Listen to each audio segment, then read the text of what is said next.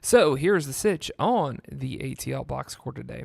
We first get into a Braves players and players. Then we have Ned Kaish on the show talking about conference tournaments and also, too, that great weekend that we had in college basketball last weekend. We end the show with a Choi to the World. Yes, it is back. It is Choi to the World is back, and we're talking about spoiled fandom. This is the ATL Box Score Podcast. You're listening to Pro Style Wednesday. With starting a new podcast, people ask me all the time, Alex, where do you record your show at? Do you do it at your house? No, I don't do it at my house because of just a lot of different logistical factors. The place that I do it at is actually a place called Spaces, Midtown East. And Spaces is a co-working center where I get my show recorded and I get other work done. Co-working has been one of these new phenomenons in the private business sector that has popped up recently. And Spaces also has another brand called Regis, which is more of a professional brand. Spaces is more for creators like myself. But to tell you more about these special brands in the business world is Mr. Steve Choi. Thanks, Alex. I appreciate those kind words. We absolutely love having you and ATL Box Score as part of our space. It's always great when we see you doing your work.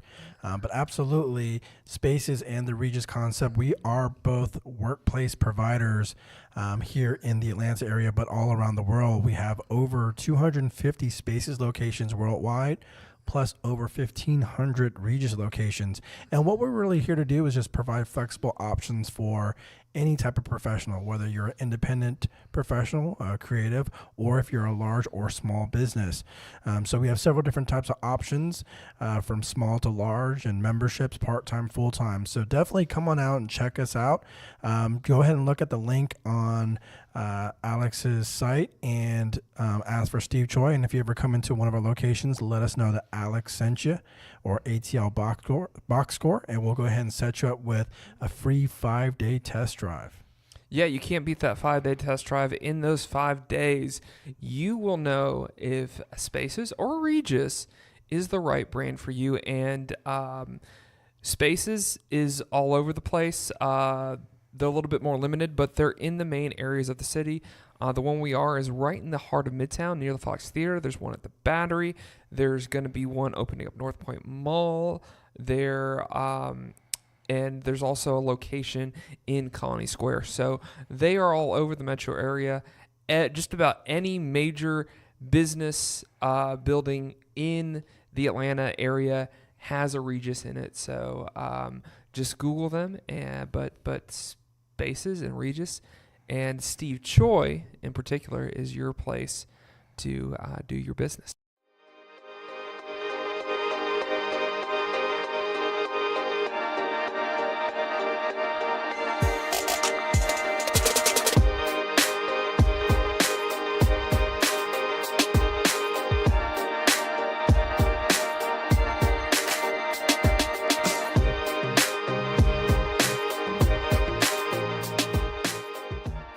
Well, welcome back, friends, to the ATL Box Score podcast. And I know it's been a while. We didn't have a Football Friday this Friday. And yeah, I think last week was our last podcast. So we're back. And joining me is Mr. Stephen Choi. Hello, hello. How are you doing, buddy? Not bad, sir. How are you? I'm good. In case you're wondering who I am, I'm Alex Berger, and let's just get into some headlines, buddy, because who would have thought that it would be this easy to get into college by just kind of paying off $25 million to get into college and getting a athletic scholarship? Not even really that much. I mean, was like the one girl got 15 grand, got her into college. You know, this doesn't surprise me. where we're at in America. It doesn't It surprise. shouldn't surprise anybody because No, this it has been shouldn't. happening long before they just discovered it. Right. I agree, but it's like, it doesn't surprise me that in this country that it's like you can buy your way into anything. Money talks. Yeah, money does talk. But you know what? If I had my choice of buying into any school, I wouldn't want to go to like boring old Yale or Stanford. Like send me to a party school. Like UCLA. There you go. Oh, USC. USC is pretty much a party school. Yeah, pretty much. University of Texas, University of Texas. Miami, Georgia. Georgia Tech. They'd be like, so why are you here? I'm partying. Get off your computers, guys. You know, I've actually been like, I've walked through like the frat row at Georgia Tech. Oh, frat row. Okay. Yeah, I don't know what it's called, but I'm just calling it that. That's where Yeah. all like their frats are and stuff like that. Okay. The only time it's really active is on a Friday night, and it's dead on finals week. Oh, well, that makes sense.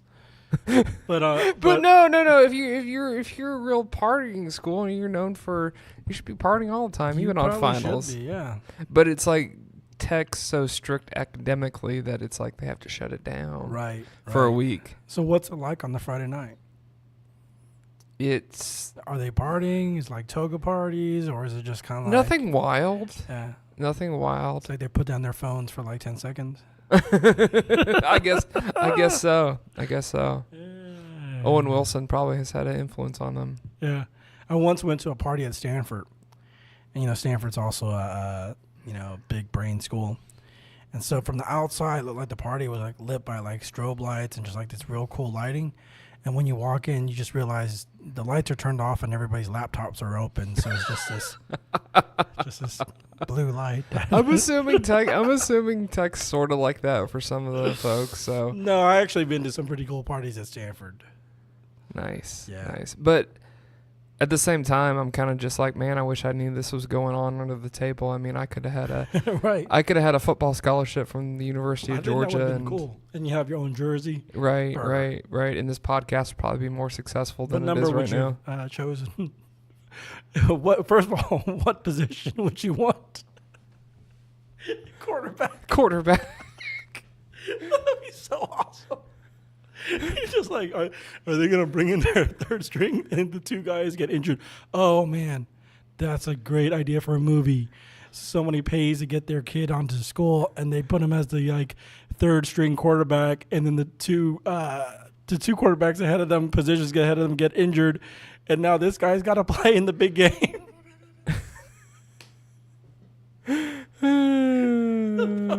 I mean that's happened at Ohio State where the third guy kind of pulled through. I mean, granted, Yeah. he was there to play and stuff, but yeah, it would probably. I mean, you think about it, like the third, fourth string quarterback on that team has a life. Sure. I mean, he probably just has to practice hard, just kind of show. I mean, sure. I would be at a place like because I love Georgia so much. Sure. That I would just want to just be on the team. Yeah. And then it would be even awesome if I could go like I wouldn't care about playing. That's the thing. Of course not. You're there. I Right. mean, You're there for clearly, the experience. if let's run this scenario. Clearly, if your parents are wealthy enough to pay to get you on the team, you're also not worried about studying because you're not worried about having to get a job afterwards because your parents are wealthy. So Right. you're just there soaking up the experience. I mean, that's what Craig Sager Jr. Ooh. He was on he was on the team with Coach Rick and everything. Really? But I didn't even know that until Craig Sager passed away. I didn't know that either. Yeah, he was on the team, which I heard because he went to Walton High School, and I heard by like his junior year, because he used to be just a kind of a tall, skinny guy, and then he buffed up. So Really? yeah, so Yeah. But Craig Sager Jr. is doing awesome things in the Atlanta community. I'm just going to put that out. Also, too, another thing that doesn't surprise me that I think a lot of people are surprised. I'm a little surprised where he went, but Odell Beckham going to the Browns. Big news. Yeah. The Browns just got a whole lot better. Man, they're going to be killer. I feel like this, and I'm going to talk about this more on Football Friday, but I feel like this NFL free agency so far, because usually with NFL free agency, you usually don't get a lot of big names going to different places or to teams that, like, because Odell Beckham's going to an upstart team, I feel like right now. The team that has potential. A team that's been rebuilding. I feel like they're a little bit of an upstart. Okay. Sort of like a startup. Yep. So yeah, you usually don't hear about, because usually in free agency, people just try to get their football teams to be better with pieces that aren't really that exciting to talk about. Right. But in this NFL free agency, it's kind of been like the headline. Yeah, it's been like the headline players moving to different places, like Nick Foles going to the Jags. Antonio Brown to the Raiders.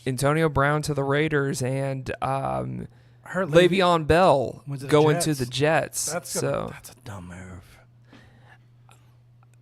The Steelers, I feel like, are going to be in the crapper for a little while. Yeah, probably. I mean, the only person they have is like Ben Roethlisberger. Unless, but who knows? I mean, the way the NFL's going, Ben, still the season. Big Ben might be on fire with throwing to a bunch of no names and handing the ball to a bunch of no names. They might trade Big Ben for Cam Newton. I don't think they're training Big. That would be a little bit of a mistake. At least they get the running game back up. My gosh, Pittsburgh fans! If that actually happened, I'm just going to entertain this for 1 second. I think Cam Newton would drive Steelers fans up the wall. So, big headlining moves. But what do you think about it? Do you think it was a good? What does that say about New York that they traded the guy? Like, what? Why do you think? Like, if you were in behind the scenes, the real reason why they traded him? They got rid of guys. I feel like from a Steelers standpoint, they got rid of guys that were the Giants. With Odell. Oh, with Odell. Yeah. I saw this coming. Like, him complaining about midseason that we're not winning and stuff. Yeah. And I just saw this coming. It's not a surprise to me. Like, if you have here's the thing in the NFL. If you're an outspoken person, you're most likely they're going to get rid of you. Mm-hmm. Unless you're Ben Roethlisberger. Ben Roethlisberger is not necessarily an outspoken person. But you think about Colin Kaepernick and Terrell Owens. Right. Des Bryant. Gotcha. No, that makes sense. So a lot of headliner moves, and free agency just got a whole lot more interesting in the NFL. So with that, we're 9 minutes in, and be sure to like, subscribe, and comment, especially what you thought about this segment of the ATL Box Score podcast. So again, this is the ATL Box Score podcast with Alex Berger. Thank you guys for joining us today. And by the way, you can get the ATL Box Score podcast where all great podcasts are found. So right now we're going to get into a Braves profiles, players, and players. And in case you're curious, it's 15 days away till baseball season. So it's coming up faster than you imagine, than you think, that baseball season is going to be 15 days away, and the Braves start their season on the road with the Philadelphia Phillies. So again, since the Phillies have gotten a lot better with Bryce Harper, in recent weeks. I just thought, for the heck of it, let's do another pitcher, because we did a closer last week, and now we're gonna do. Now we're gonna get into a starting pitcher for the Atlanta Braves, young arm, and a lot of these profiles so far have been of young players, because that's pretty much where the Braves are right now, Steve, is that they just have a lot of young players that that hopefully this year can prove their potential and prove their worth to the franchise and get us deep into the postseason. And this is another guy that had an injury last year, so he's coming off an injury. And, excuse me, I'm talking about Mike Soroka. Nice. Isn't that an interesting name? Soroka. 6A The Fan actually did a funny thing where they were just like, that song My Sharona. Got it. They put that with Mike Soroka. Okay, so I thought that was a funny thing that they did. So yeah, this guy's coming off an injury. It makes you concerned when they put him when it's his day to pitch. That how on is he gonna be? How healthy is he going to be? That's the first concern that I have for this guy. Just because coming off injury, usually at the beginning of the season, you're a little bit slow to start. You're not necessarily yourself. So that's definitely a concern that I have. But I feel like this guy has all the potential in the world at the same time, because man, you hardly see nowadays in baseball a pitcher just throwing the ball just straight down the middle. I mean, this guy throws fastballs at like 91 miles an hour straight down the middle.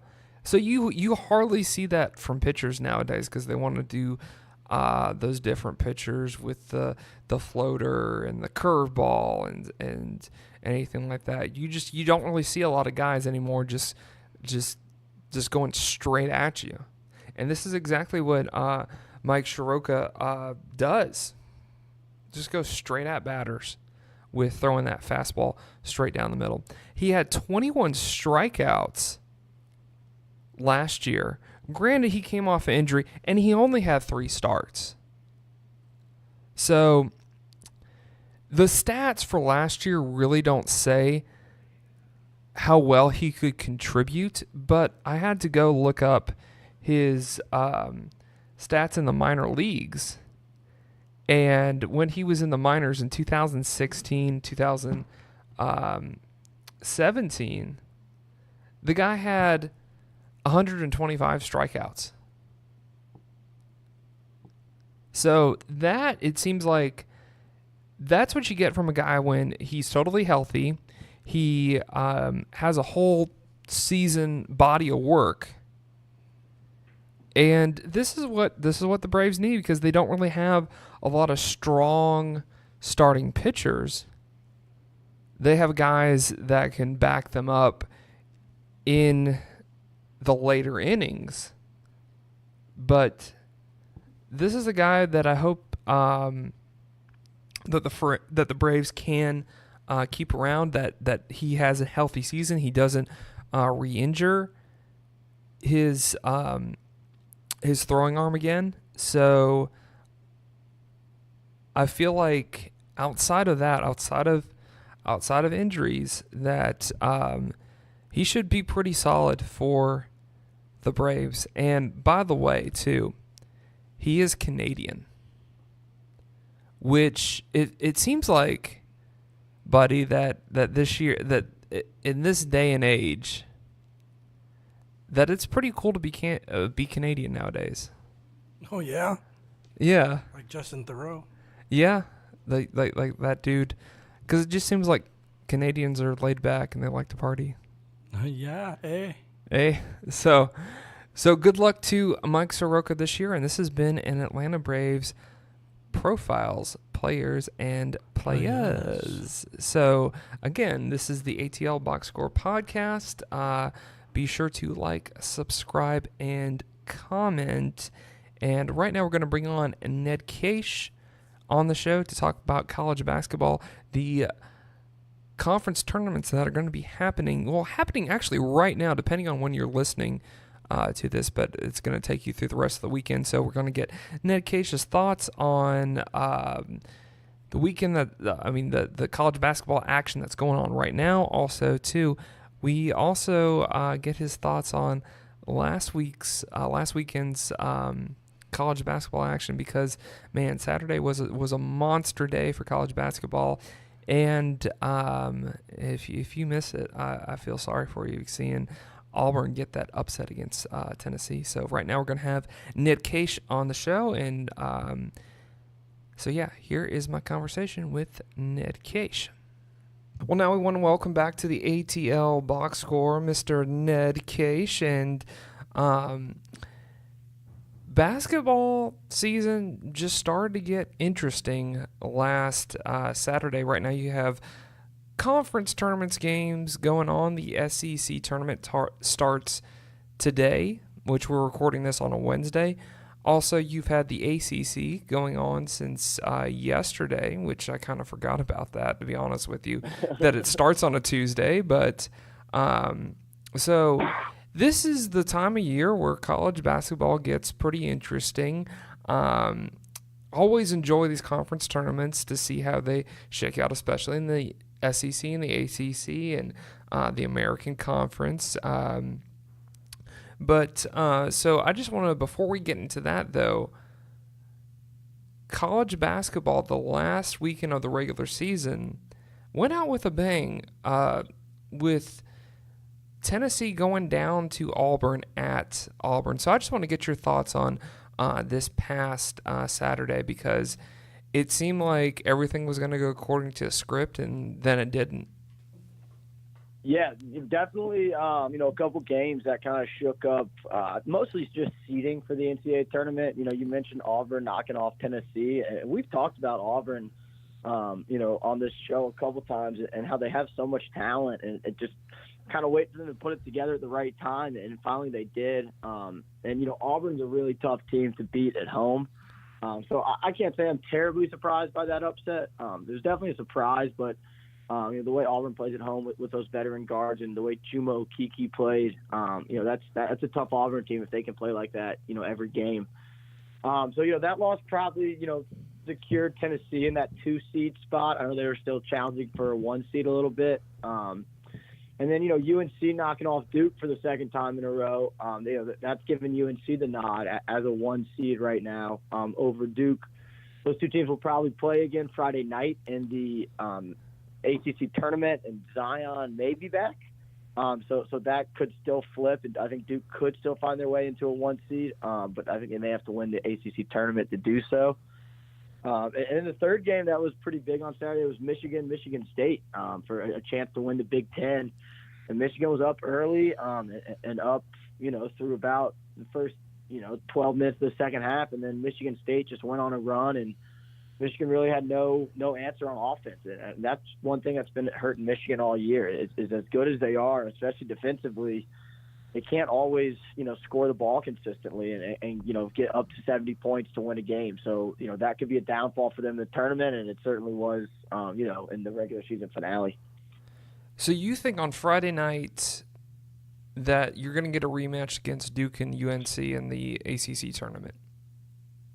Yeah, I would expect it. They're the 2 and the 3 right now.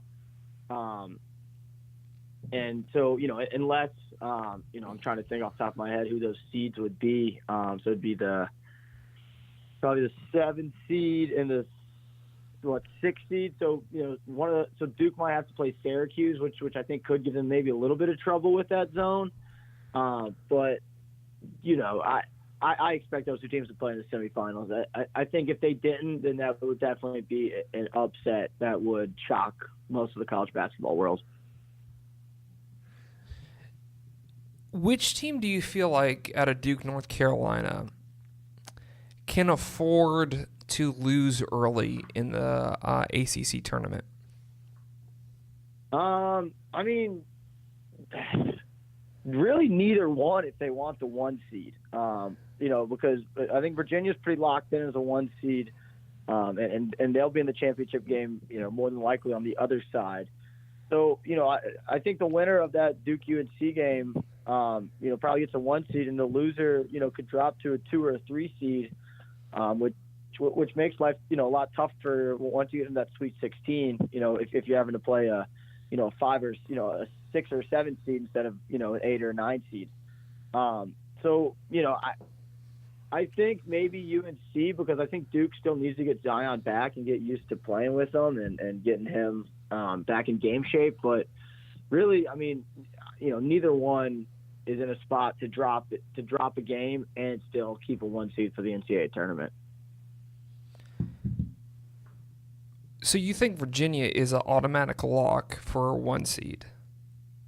Yeah, I think they'd have to get upset tonight for that to change. I think even if they lost in the semifinals to a Florida State, they'd have to get upset tomorrow. But I think unless they lost to Florida State or Virginia Tech, they're going to get to the championship game, and their only 2 losses are to Duke when Duke was at full strength, and not taking anything away from UNC, but both of UNC's wins over Duke was not at full strength. So I think that definitely factors into the committee. And Virginia's just, they've really been so dominant. And even those 2 losses at Duke, they were single-digit close games throughout. And, Virginia just didn't have anyone who could match with Zion Williamson, which very, very few teams have. Right, absolutely. It seemed like, though, Duke put together a pretty complete game this past Saturday. I'm still on Saturday. Even because I feel like North Carolina kind of shot themselves in the foot during the stretch towards the end of that game, and Duke still kept being in there despite Zion Williams. Do you think that we're going to see that type of play from Duke going forward if Zion can't play, especially in this ACC tournament? I think you will. they're still adjusting. So, it's been 5 games that they played without Zion. So, you've got to kind of figure out, how are we going to play, who's going to handle the ball, who's going to play in certain roles. And then, again, in the first couple minutes against UNC, Marquise Bolden goes down, and he's out for the whole ACC tournament now. So, there's another big guy for you that you've lost inside. So, I think Duke, they're still – it's a tough time to be doing it and saying it, but they're finding their identity right now without, 2 of their starters. And that's a tough time to lose 2 starters as this late in the year.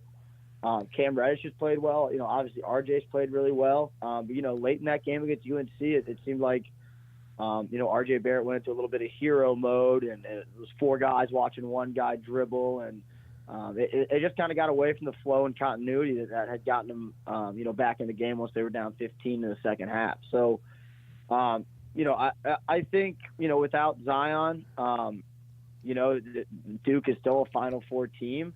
I think a lot of it depends on matchups and who they get once they get in the tournament. But, with Zion, if he comes back 100%, which, is the assumption if he is going to come back, they're going to be just as deadly as they were before, especially if they get Marquise Bolden back for the NCAA tournament. Mm-hmm, mm-hmm. And it's been kind of good for some of these other guys to get minutes that they might not usually get.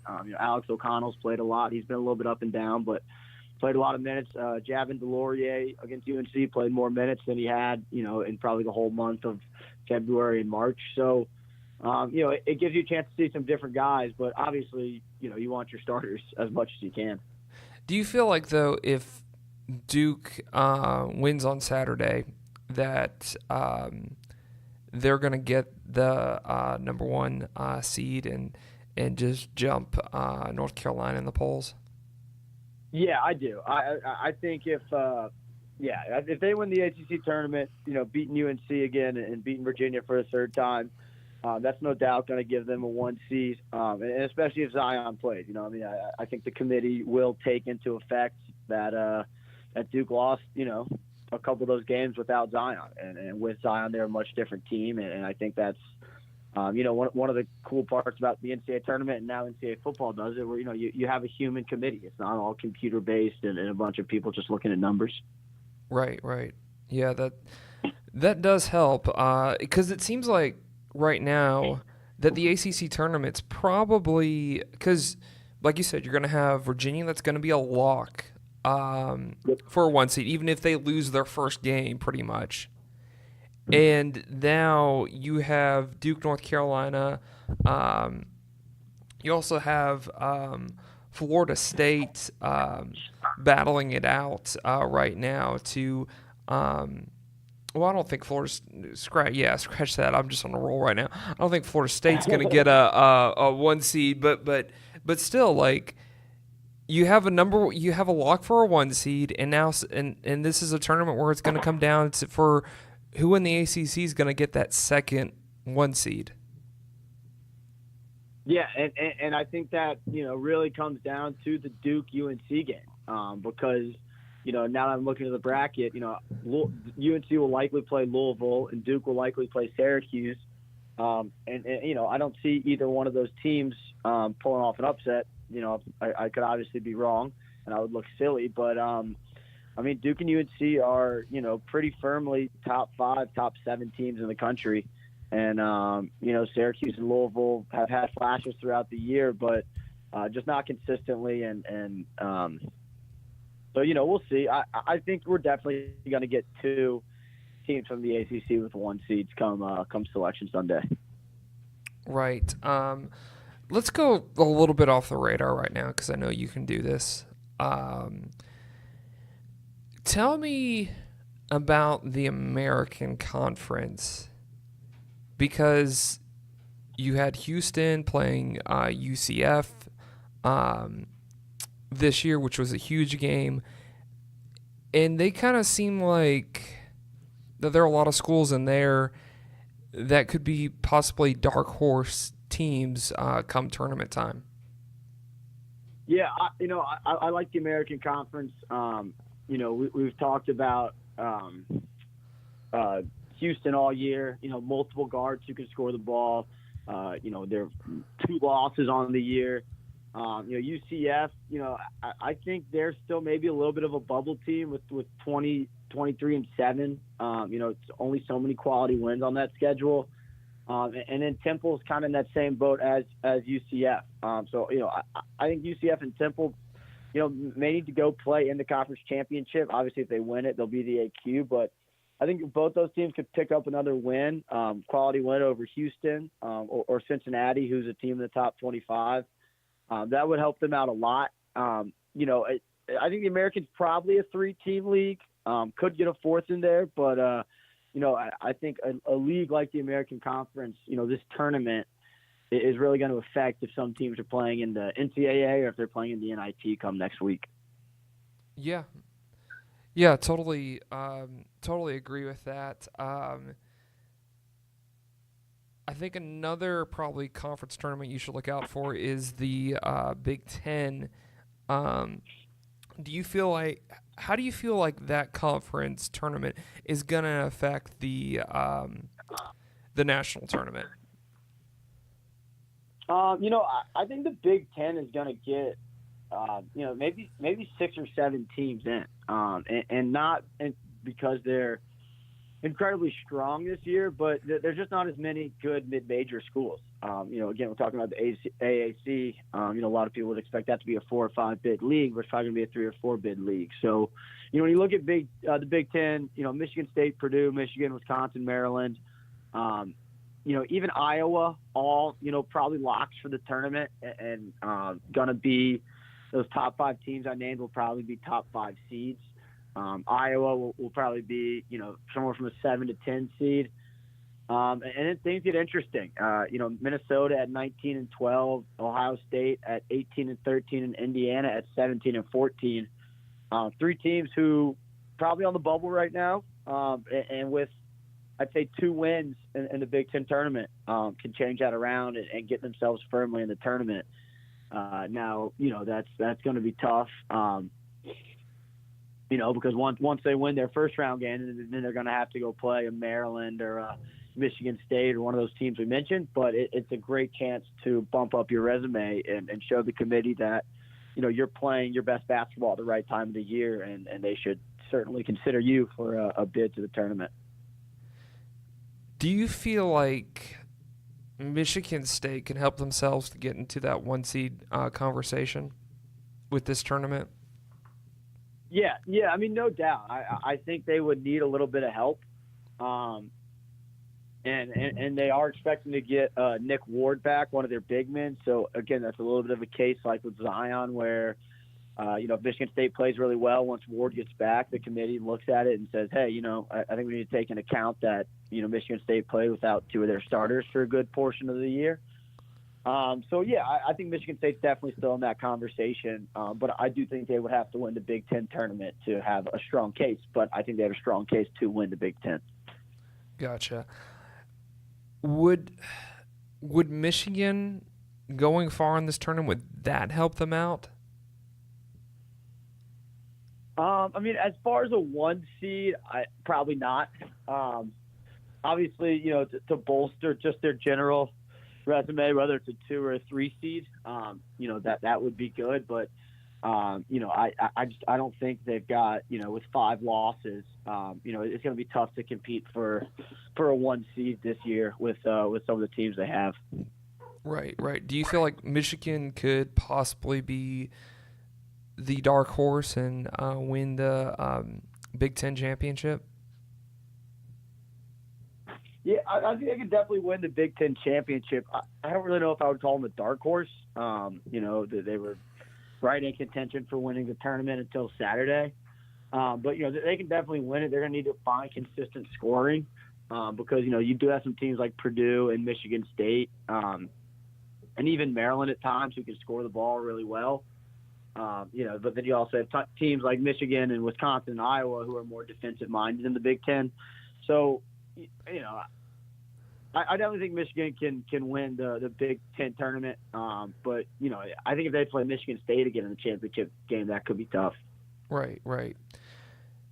Now, I'm really surprised to see that there are 4 teams from the SEC that are ranked right now. And so the SEC tournament is shaping out to be a good one in Nashville. This is probably, with as many talented teams as they are, this is probably going to be it sets up right now at least to be one of the better SEC men's basketball tournaments. Yeah, I think so. I mean, you look at those top 3 teams, LSU, Tennessee, Kentucky now, LSU is going through some stuff with some of these recruiting violations and whatnot that came down last week. But, they're still talented. They're still playing well. They've won 5 in a row, 16-2 in the conference. I don't think a lot of people had LSU pegged, as a 16-win SEC team this year. Now that they're going to have to really put it to the test and beat, a Tennessee or a Kentucky again, and have to play an Auburn who seems to be playing good basketball right now, winning, 4 in a row. I still think it's pretty wide open, but I still think it's wide open for most of the top 4 seeds. I still think Mississippi State and Mississippi are pretty good teams, but I don't know if they have the firepower to beat, multiple teams. I think they could certainly upset one of those top 4. But I don't know if they could do it, 2 days, 2 games in a row. But for Mississippi and Mississippi State, I think even one upset victory over those top 4 teams, top 3 teams, could put them in the conversation to be, in the NCAA tournament, pretty comfortably. Right. Mathematically, it doesn't look like Georgia is going to go far just because they lost to Missouri a couple weeks ago, and they actually play Missouri tonight. So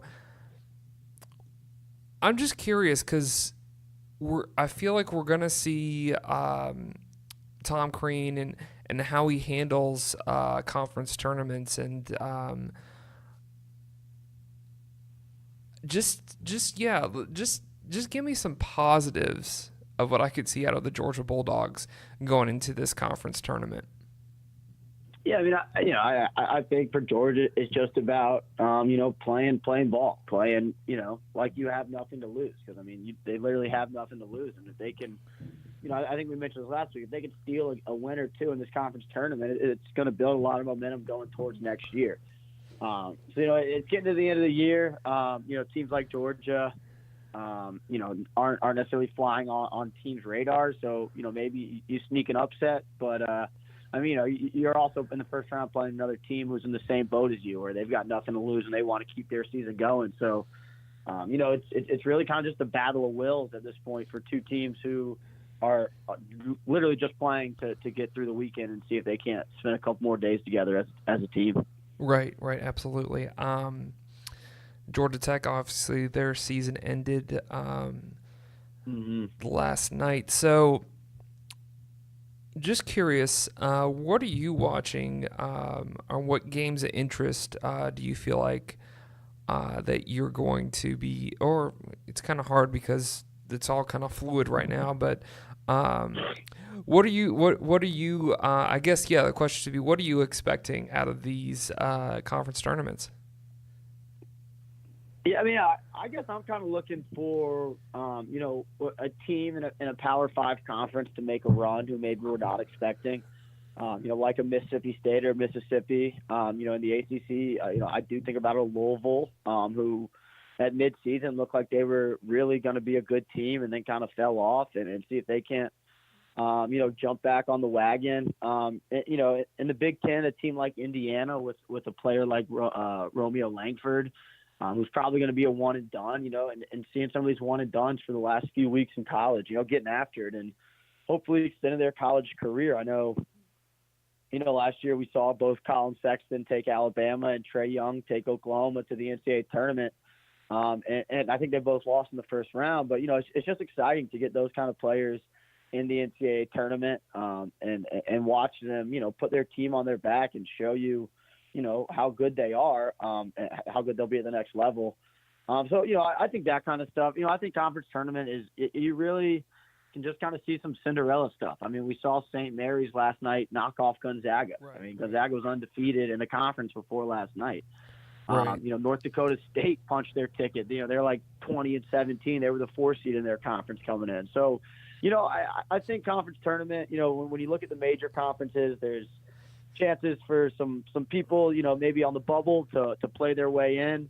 There's some chances for some top 10, 15 teams in the country to make their claims for top, 3 seeds. But I think there's also a chance to just watch some, mid-major basketball, which maybe you wouldn't normally watch, and see guys, play for their last time and celebrate the victory that they get to keep playing. And, almost in a weird way, it's just as fun to watch the guys who lose, and you can just see how much they put into everything they've done over the last 4 years. So it's a really fun time and in college hoops, and there's so much basketball on, and as we get into tomorrow, Friday, Saturday, Sunday, it's really high level basketball as well. I was gonna mention the Gonzaga thing. So, do you feel like they're a lock right now for a 1 seed? Because no, I think that loss hurt them. You think that loss hurt them? Actually. Yeah, quite a bit. Because their other losses were to Tennessee and UNC, which are good losses to have. But outside of the Duke win really early in the year, they don't have a ton of quality wins. So I think they needed that win last night to stay in a 1 seed. I think this probably drops them to a 2 seed. If it drops them to a 3 seed, I think their road gets a lot tougher once they get into the NCAA tournament. But yeah, I mean, that was a really big win for St. Mary's. I saw during the game Lenardi had St. Mary's as his next 4 out, so they weren't in a position to keep playing, and they beat Gonzaga, and they get the automatic qualifier, and a win like that, with their record at, whatever it is, 20-10 or 22 and something, they could end up as a 8, 9, 10, 11 seed, and give themselves some winnable games in the first weekend. Yeah, they're the only one that's holding down the West Coast in college basketball. Yeah, exactly. Before I let you go, I know you've had to seen this, even if you didn't watch College Game Day last week. Jay Billis and Bill. Anthony Billis. Oh, yeah. Did you see that interview? Yeah, the 94 feet. That was hysterical. That was. I mean, Anthony, Billis is so funny. He's so witty. He's so smart. And just to see him with his son, who had that same quick wit about him, that part where he's asking who the most influential people were, all that kind of stuff, talking about how Coach Manning yells at him during practice. It was right. It was cool. It was fun. And you got to imagine for Jay, that was something really special for him to do. The dude that delivers my mail is cool. Say that again? I said the dude that delivers my mail is cool. Yeah, exactly. That was a great line. And then on senior night, Anthony Billis actually hit a 3 as time was expiring. Oh wow! Which I think were his first points of the season. So that was a really cool thing. And it's cool to see, those family ties in college basketball, and for a guy like Anthony Davis, who's a walk-on at Wake Forest, whose dad is as famous as you can be in the college basketball world, for him to just be down to earth, good kid, wants to play basketball, but wasn't trying to use his dad's name to get anywhere. It just seemed like a very cool, humble, down to earth family and experience that Jay and his kid got to share. I'm glad that we're getting back to seeing stuff like that in college basketball instead of hearing about one and dones and sketchy recruiting violations and sneaker deals and stuff like that.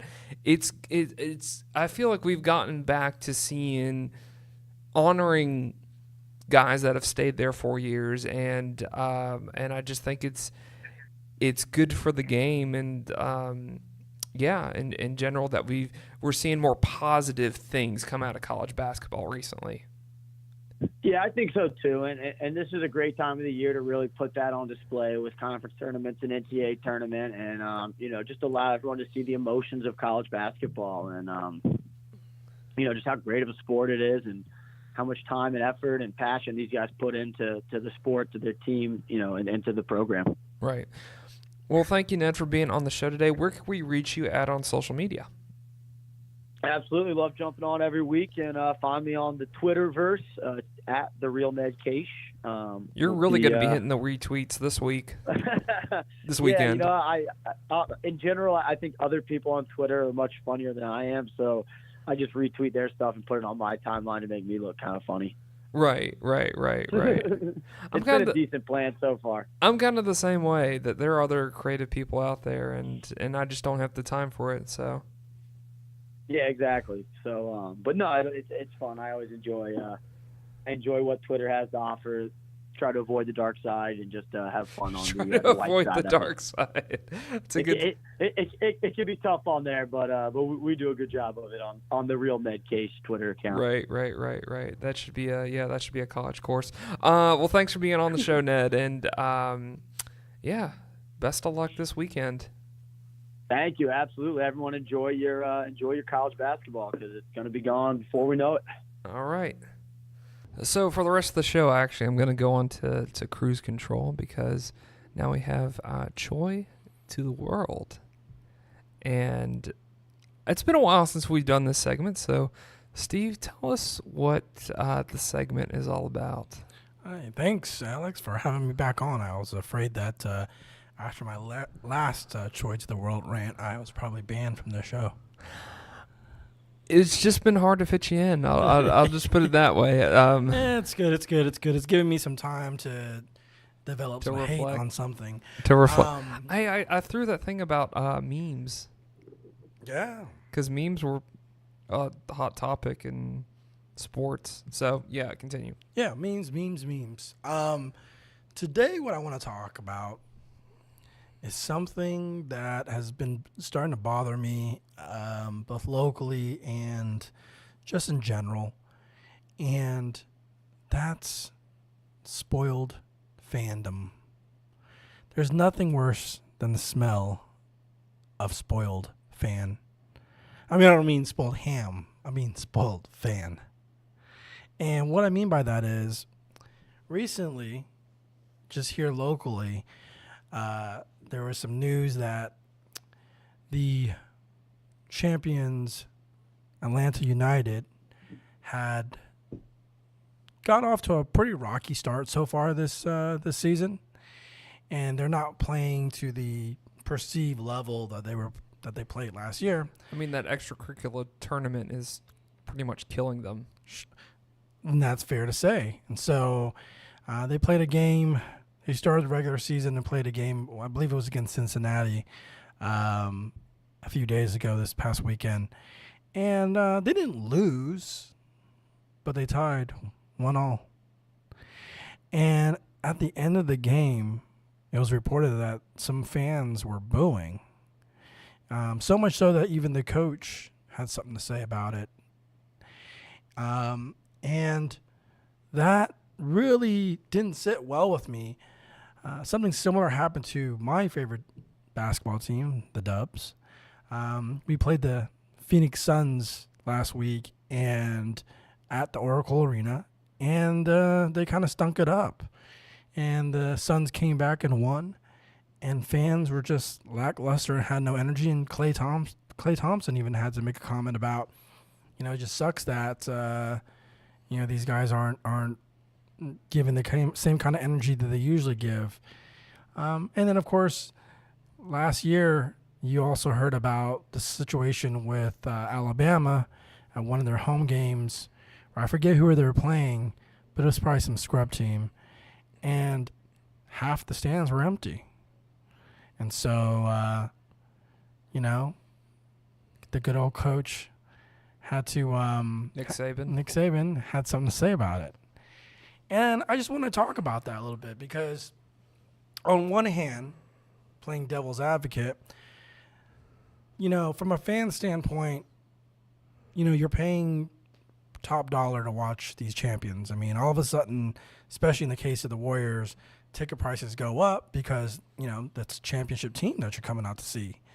So everybody wants to see an entertaining game, and everybody wants to come to a home game to watch their team win. So I understand that. I understand that you pay good money and you want to see your team perform at the highest level. And same thing with, Alabama. I mean, those guys got free tickets. They can go or not go. And it was, a team that probably wasn't going to be the most entertaining game out there. So maybe they decided, maybe... You're probably referring to when they played Nowhere, Louisiana school. Probably. So on that day, they decided to just go ahead and, spend time with their local pigs. But anyways... They're local pigs. But so what I'm saying is a fan expectation, I totally get that. You pay good money, you bought the tickets, you want to see your team win. But to get to the point where you're going to boo or mope or, bring negative energy to the game, I have an issue with that because, your teams are out there. It's certainly not simple, and they're out there doing the best they can, and they're trying to win. And of course, we all have expectations, and we want to see them. Everyone's a Monday morning quarterback, right? And so during the game, for you to boo your team who just won a championship, and because they're not playing to the level that you expect. I'm like, really? Are you serious? Are you really serious? I mean, that's like me standing outside your house booing you every time you come out the house with a bad haircut. You know what I mean? Yeah. You know what I mean? It's just like, I get it. You paid good money to come see your team, and they did not perform to your expectations. But stop being spoiled, people. Do you know how many, in each of these sports, there's only one champion. And so all other cities, all the other schools, they all are losers. So you should be proud of the fact that for the next season, you get to hold the belt, so to speak. You get to carry around the trophy and still consider yourself a champion. But you're going to go ahead and boo your team is just a really crappy reflection of you and not really the team. Because if you don't have pride in what your team has accomplished, now again, this is a different story. Now, if you're talking about, okay, your team won a couple of championships and 5 years down the road, they're barely getting any wins. Yeah, maybe it's time to boo. Hey, we need to go turn this thing around, you know? But game 1 of the regular season, after they won the MLS Cup, you're booing against the Phoenix Suns when your team has won back-to-back championships. Now you're lackadaisical. I mean, come on. I think because it was the first home game, and I'm not trying to defend these people, but giving some context, it was the first home game. Okay. So they probably expected more. Okay. They probably expected more out of Petty Martinez. Uh-huh. Because Joseph Martinez was the only one that I got 2 Martinez's. That's going to be fun. Joseph Martinez was the only one that scored a goal. So you probably thought they're supposed to have a little bit more better defense, and they didn't. And also, too, and I'm not trying to throw shade at the Atlanta United fans at all, but they're a different type of sports fan, to say the least.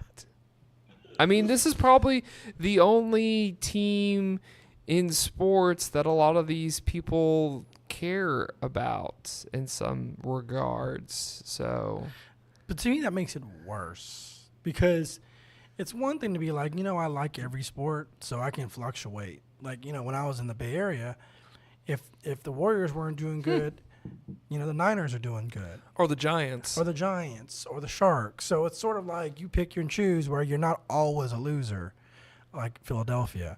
But here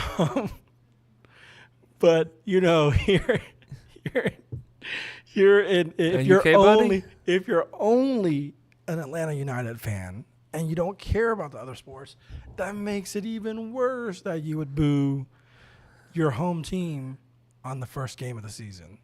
It's just ridiculous to me. I mean, I can't think of any excuse. To boo a team, for me, it would take like the guys just not caring. It would take like, okay, so, I'm watching the Warriors and it just looks like, the guys aren't even playing defense or like whatever, and they're shrugging their shoulders and they're letting people dunk on them and stuff like that. Then it's like, hey, wait a minute, what's going on here? Okay. But if you can see that these guys are trying, they're out there playing, and they're not scoring goals. That's sometimes that's the way it works. What was that old saying that you heard growing up that it's like it just takes a couple rotten apples to spoil the whole bunch? Yeah, basically. Do you know what I'm talking about? Yeah. Well, do you know what that saying was? I don't know, but that's pretty much the gist of it. Right. Because here's the thing. Here's the thing. Here's the thing. Here's the thing. With fan bases. Yes. It's not like that whole east end zone there where they have all the flags and it's not like that whole end zone was booing Atlanta United. Sure. And the result of the game, because that's where all the fanatical fans sit. Right. Right. But it's kind of like it takes one loss, or it takes a tie like this, or it takes something for a small group of people to make the whole bunch look bad. And that's exactly what happened on Sunday. Because this is how Georgia fans are too. Not all Georgia fans are these fanatical rednecks that you hear about on these radio stations that will want to see, when Mark Richt was the coach, they wanted to see Mark Richt fired. They wanted to see Mike Bobo fired. That it's like, and I get too that it's like, fan is abbreviated for fanatic. I get all that, but I'm just like, and I guess this is why we put this segment in the show, because it's like, let's learn to be civil with one another. Right. But it takes this one thing, this one. I mean, yeah, you're right now 0-2, not a really great start to the MLS season, but at the same time, there's time for you to make up for it. It's not like this is the end of the world. And even if it was, it's no time to start booing. It's time to start finding your shelter. No. Your shelter. Yeah, your disaster shelter, if it's in the world. No, but seriously, though, I just feel like fans tend to get spoiled. It's interesting. I was reading up on this, preparing for this segment, and, up until recently, over the last, 2 decades or less, the Boston fans were like the lovable losers, right? Never winning a World Series and, their football team, like the Patriots with their logo and everything, they just were a joke. Right. And so obviously over the last 2 decades, they've turned that around completely. And now they're like one of the winningest towns out there. And it's funny because it's a lot of them from this article I read are still trying to carry that chip on the shoulder type. Oh yeah. Fandom. Oh yeah. All the Patriots think they're underdogs with everything. Oh my gosh, it's so annoying. Right. But there's just no way they can claim that anymore because they're just basically winning in every sport. I mean, they're winning. Hockey, they're winning. Baseball, winning. Basketball, winning. Football, winning. So they're no longer the lovable losers or the, tough luck guys. So it's kind of hard for you to view them. But they're still sort of, approaching the sport that way or their fandom that way. But you got a lot of these teams, like I said, like think about this, guys. Before the Atlanta United won their championship, it had been over 20 years, correct me if I'm wrong, Alex, since the city of Atlanta held a title in any of the major sports. Yes. So 1995. So you won since 1995, and now start of the season you're booing. That to me is a reflection of, again, not all the fans, because just like Alex pointed out, it's a small fraction. I just really did think they wanted to see a win at what Mercedes. Yeah, but they just won the biggest game ever at Mercedes, 6 months ago. Well, it's still they're on the hangover, and they're kind of just expecting, that we should be this great and everything like that. And it's probably because they never watch any other sports. It sucks, and I have an issue with it, and I also have an issue with fans, like the Dubs fans who are not bringing energy to the Oracle Arena, and pretty soon that arena is going to close down. This is their last season at the Oracle. I was gonna say and you remember how long it took for the Warriors to have a championship caliber team? Man, all throughout my childhood and growing up, they sucked pretty hard. That'd be funny if State Farm sponsored. I doubt it's gonna happen, but that'd be funny. Or oh my gosh, if Apple sponsored the new arena for the Warriors. Yeah. It is like a bank or something. I think it's like Capital One or something that's sponsored them. Oh, it's Capital One. It's something like that. I'll look it up. That would be hilarious if it was State Farm.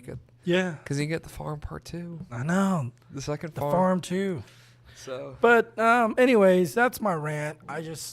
If you're a true fan, I'm not saying you have to continue to make excuses for your team when they suck. That's not where I'm going with that. What I'm saying is have a little bit of patience and also appreciate the team for what they've accomplished as much as what they're doing today. And so, again, if you're like the 76ers, it's been a while. So, yeah, you can boo. But if you just won back-to-back championships and now you're booing, I really strongly urge you to get your head checked. Same thing for the Atlanta United guys. The first major championship brought to Atlanta since 1995, and now you're going to boo. Okay. this is something that happens for some reason. This is something that happens in this this area of the country, and this because Georgia fans have done it, Tech fans have done it, Falcons fans have definitely done it. So you go down the list. Yeah, it's happened all over the place. Granted, those were I'm getting tongue twisted. Poor performances. You see, I'm trying to put together an SAT essay right now. Yeah, or you could just win the lottery and then get your Harvard degree. True, you can do that too. So, yeah, because a lot of teams have had poor performances. This is the first time it's like you've had teams that are at the top of their game. Well, again, the fans here, particularly for Atlanta United, got spoiled because they came out the gate. Exactly, and they started winning. They came out straight out the gate, doing really well and surprising people. And that's this isn't problem. like 2017 anymore. Yeah, dude. I mean, Harry Potter wouldn't lose a Quidditch match. So I'm just. Or that other guy that was on the Twilight movies that was in just one Harry Potter movie.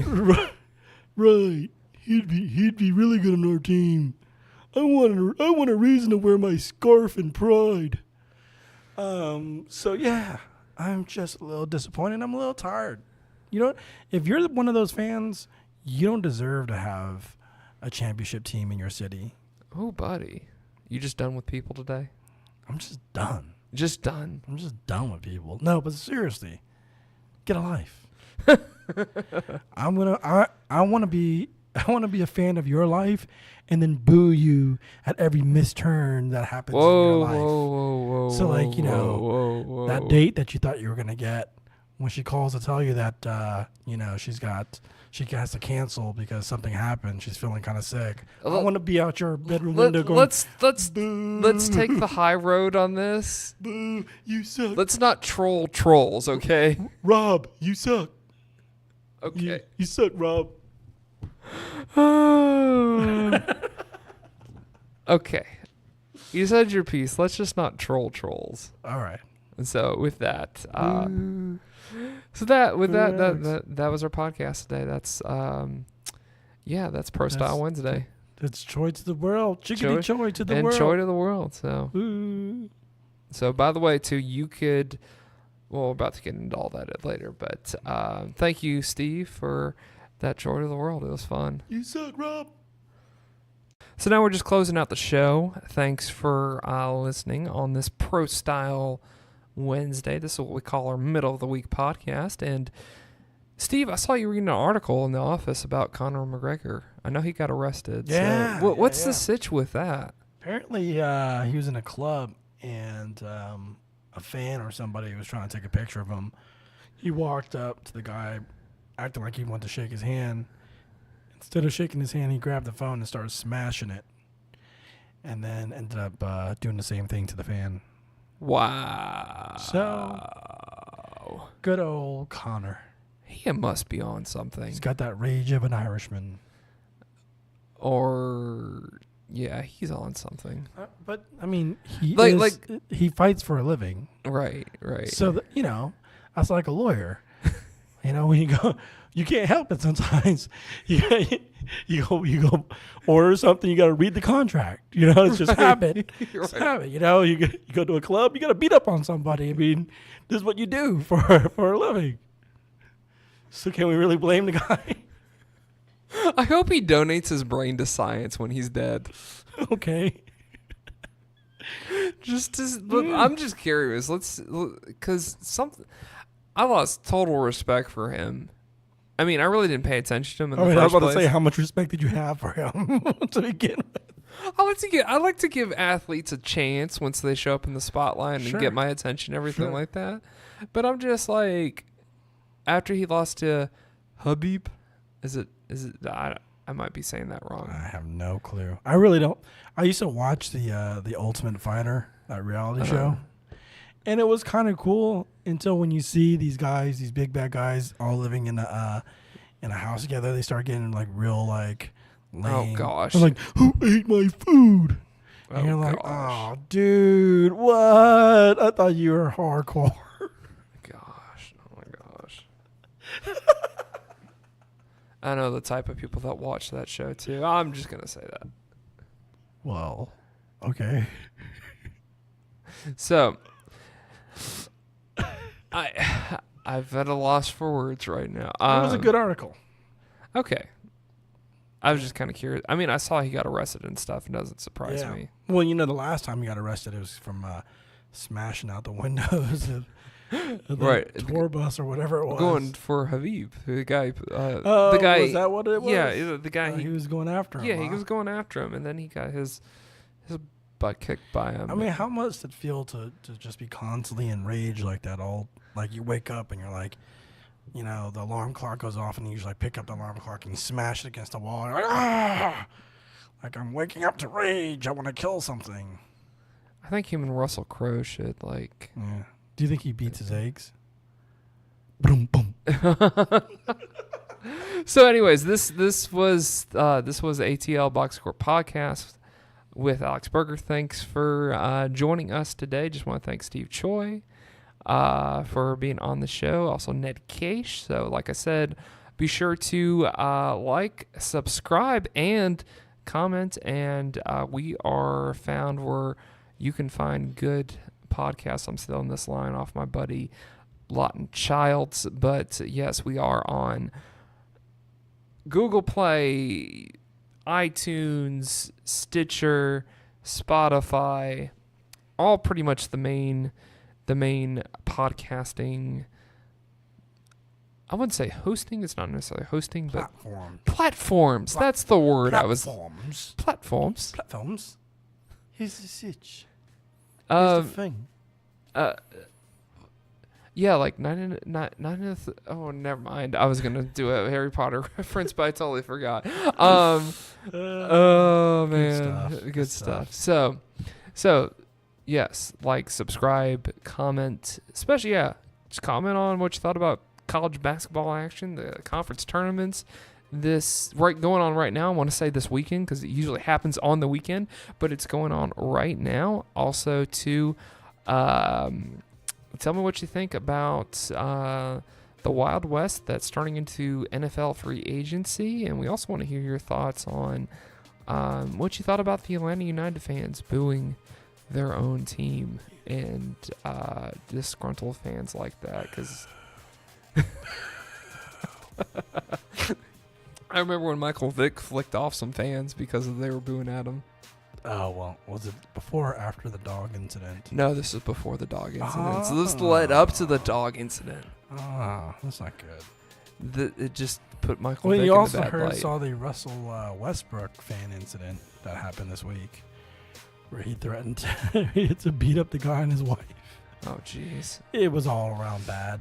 Fans can get crazy. Yeah, it's the world we live in, people. So we're gonna have Football Friday this Friday. And I don't know who we're going to have on the show, but we're going to have Football Friday no matter what. Football Friday. So stay tuned for that. That'll be coming out later on Friday. You might be listening on Friday, so that might be the next thing you listen to here on the ATL podcast. Who else should get on Friday? Odell Beckham Jr.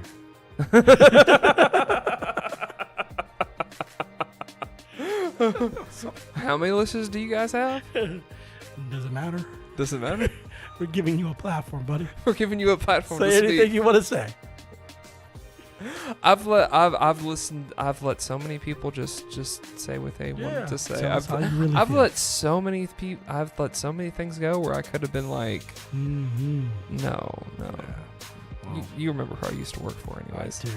So, with that being said, this is the ATL Box Score podcast, and thank you for joining us on Pro Style Wednesday. Episode 38 is out.